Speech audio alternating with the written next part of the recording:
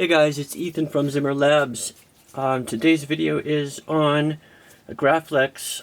It's a budget build Titan class that I just finished up from Mason. Mason, I hope you like it. Basically, Mason reached out to me and what he wanted was a Graflex built, but not necessarily a whole one. He had ordered and is waiting for the KR Sabers episode 9 Graflex kit. Basically what that is you take your standard Graflex and you remove the clamp and the bottom half section here, and KR supplies you with a new middle section and a new bottom that, once you add it to the Graflex, looks like Ray's episode 9 lightsaber. The grips are different. One of them has a cutout so that it's your belt clip. There's no kobold clip. And this middle section is a leather wrap with a machined aluminum kind of octagon piece with kind of a stripe through the middle of it, and then some rivets, I think, generally speaking. So I made this for Mason, and this guy is essentially the same as my Titan Class Graflex, just kind of watered down a tiny bit to make it a budget build version. No Bluetooth, no additional extras, but 36mm speaker, which is much bigger than the standard lightsaber speaker. 26650 battery, which is also again much bigger. And it has the option of running on other size batteries. So these two screws here, if you loosen them up, you can split the chassis, pull out the battery, and you can run this lightsaber on this 26650 that was in there, or this 28600, or an 18650. The main difference why that's important is because this is your standard lightsaber battery.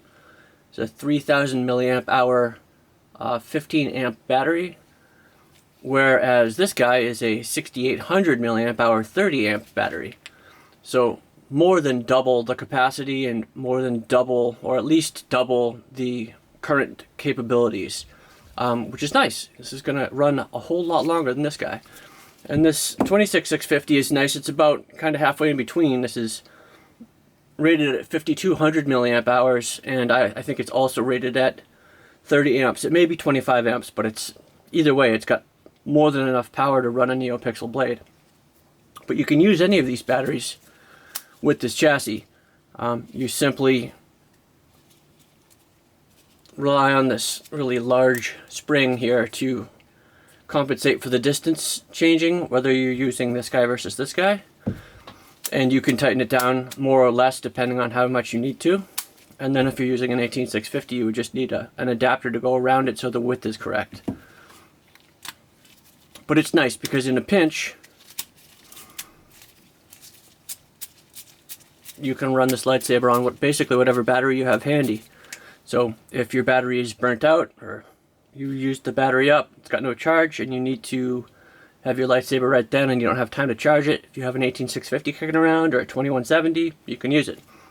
As you guys can see on the back here, it's a Proffieboard version 2, and as I said, 36mm premium bass speaker on the bottom, recharge port, and main power switch. You can obviously charge this battery in an external charger if you like, which is actually the best way to do it.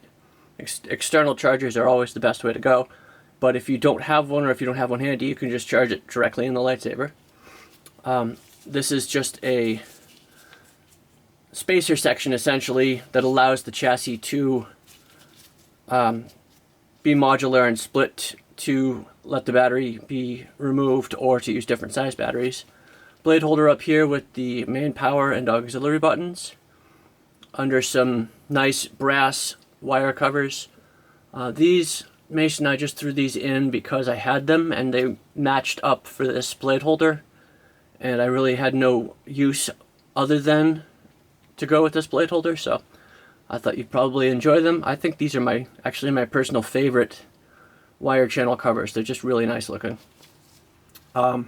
Inside we have a TCSS pogo pin style blade connector.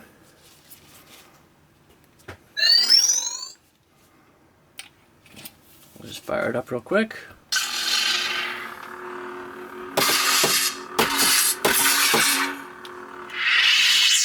Let's pop this guy into the hilt, and I'll show you guys how that works. So, to insert the chassis into the hilt, you simply have to remove this glass eye.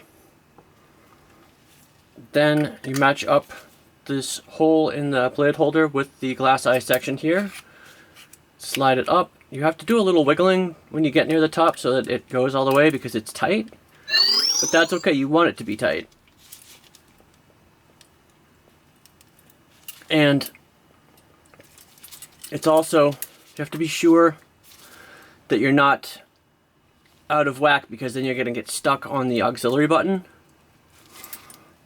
But this looks good to me. You could push down on this little section here of the top of the blade holder and just look through the cracks to make sure that everything's lined up, no gaps, and that looks perfect. Now we can insert the blade. And the glass eye is the blade retention. So once the blade is in, just hold it in and tighten the glass eye all the way down. It's nice and tight. Yep, blade's nice and locked in there now. We'll go ahead and turn it back on. Perfect.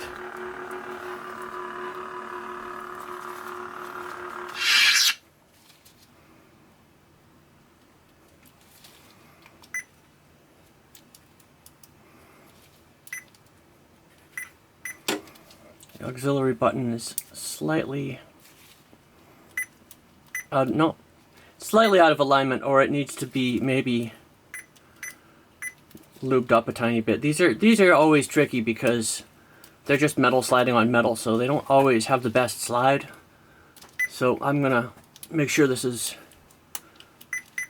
nice and I'm gonna work on the action on this guy, just make sure it's a little bit better before I send this out. Otherwise, she's all set.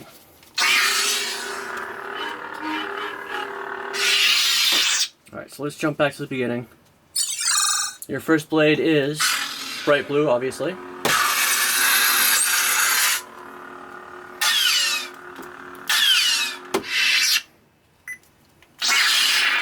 Next one up is cool blue.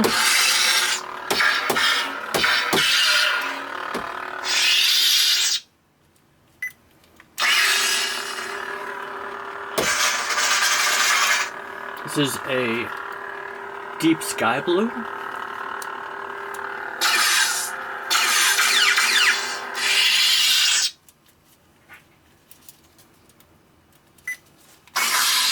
Next up we have cyan.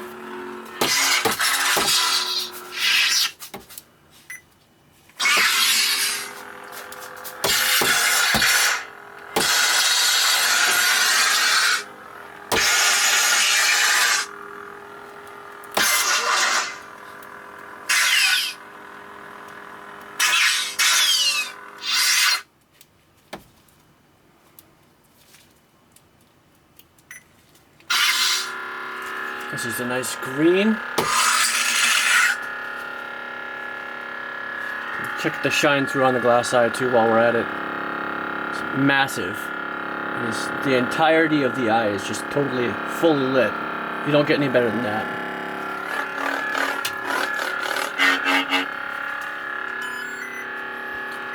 Ah, I forgot to mention this too, and I would have forgotten. This guy also has programmed into it the color change option. Essentially,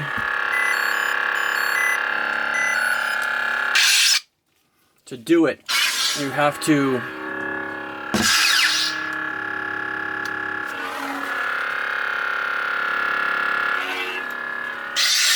now I'm gonna look silly because I don't remember. Yeah, alright, so to do it, you have to hold down the auxiliary button and then press the power button. And that will turn on the color wheel option. So let's do that. That sound means you've got it, and now you just twist it in your hand and it will run through all the different colors. And once you find what you like, you just press the button again, and you are good to go.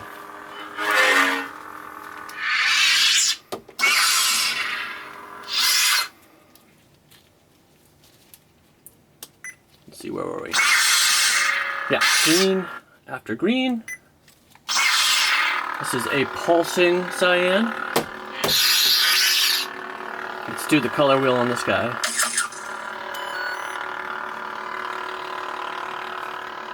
Now we've got a pulsing orange. Pretty cool. I really like the color wheel option.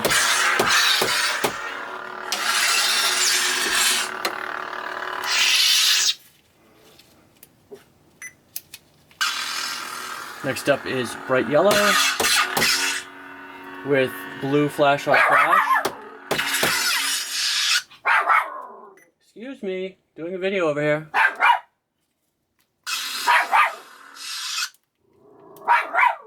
Max, please cut it out. Last blade is nice bright red Darth Vader style with the Swarm sound font.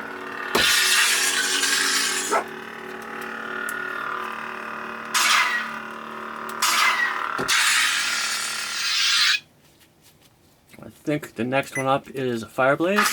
Yeah.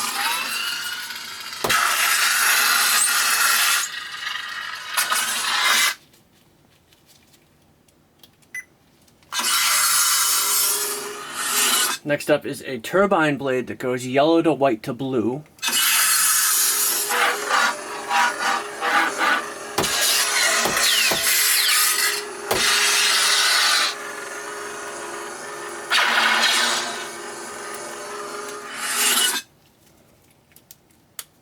I think that might actually be it for the blades. Oops.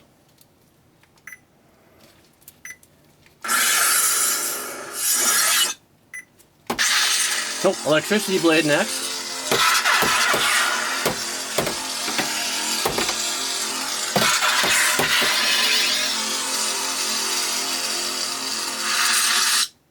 That sound font seems like it has a little quirk in it.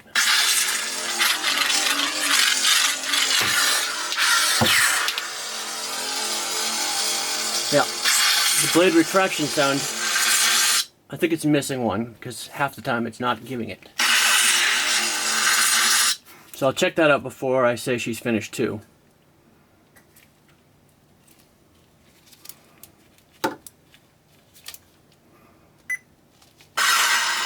Ah, and a blue fire blade.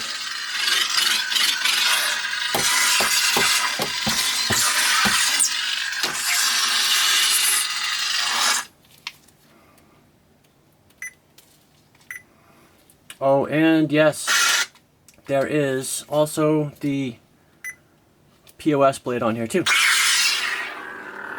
Or not POS blade, the POV blade. Which means persistence of view, and that means it's a scientific thing, meaning if you have a picture that shows a view of the blade that is persisting over a period of time, you will get an image. And this guy is the Star Wars logo. If you set your camera to a 1 second exposure time and then just wave it over your head sideways one time, left to right or right to left, you get the big Star Wars logo in the air. And I have done it successfully, and it's really cool.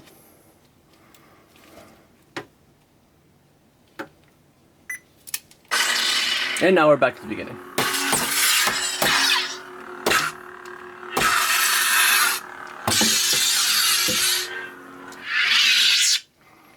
And so that's that, and Mason, I hope you like it. Let me know. I'm going to go ahead and work on the auxiliary button so it slides a little bit more freely, because that's kind of annoying the way it is. But otherwise, she's good to go. And once you get the rest of the kit for the KR Graflex, you should be in good shape with a nice Episode 9 lightsaber. Thank you guys for watching. Next up, I've got an MK1 masterpiece build I just finished, and that video will be coming very, very shortly.